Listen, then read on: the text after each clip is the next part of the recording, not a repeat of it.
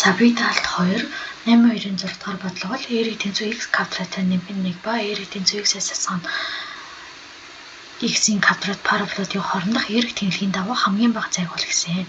За тэгвэл x квадраттай нэмэх 1-ийн одоо парабол график нь бол дээшээ харсан парабол байх нь, харин r-ийг тэнцүү x-ээс асгана x-ийн квадрат гэдэг одоо функц бол доошоо харсан парабол аж таарах нэ. За тэгэхээр одоо r-ийг тэнхлийн дагуу хамгийн бага зай гэж амж бид нар босоо зай хэлж байна. За босоо зай нь бол dx тэнцүү 1-р параболоос 2-р параболыг модуль дотор 1-р параболоос асгана 2-р парабол гэж болно. За тэгвэл бид нар энэний оронд орлуулад бичих юм бол 1-р парабол нь бол x квадраттай нэмэх 1 асгана 2-р парабол бол r-ийг тэнцүү x-ийн квадратаас x-ээс асгана x-ийн квадрат байна гэсэн. За ингээд хаалтаа задаад болох юм бол 2x-ийн квадратаас асгана x нэмэх 1 болчих гэсэн үг.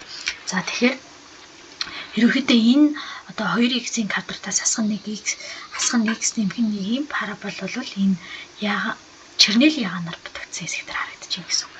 За дээрх эргүүдийн хоорондох зай нь модуль байгаа учраас хамгийн бага утгыг олохын тулд доорх функцийн экстремумын цэгийг болно гэж. За экстремумын цэгийг болохын тулд дифференциал ашиглаад тогтоолол 2x-ийн квадратаас асгана x нэмэх 1 бол 4x-ээс асгана 1 болж байна гэсэн үг.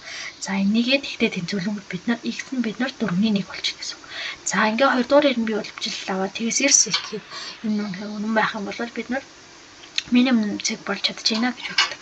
За тэгвэл 4x-ээс асгана 1-ийн уламжлал бол 2-р ирэн бий уламжлал нь бол 4 нь бол тэгээс эрс учраас минимум цэг болж байна гэсэн үг. За энэ f 4-ний 1 гэдэг одоо энэ цэг дээрх утгыг болохын тулд бид нар хамгийн анхны энэ f x гэсэн функцтэй орлуулад бодохоор бид нар одоо r-ийн тэнхлийн дагуу хамгийн бага зай нь бол ерөнхийдөө 8-ны 7 байна гэж болцоо.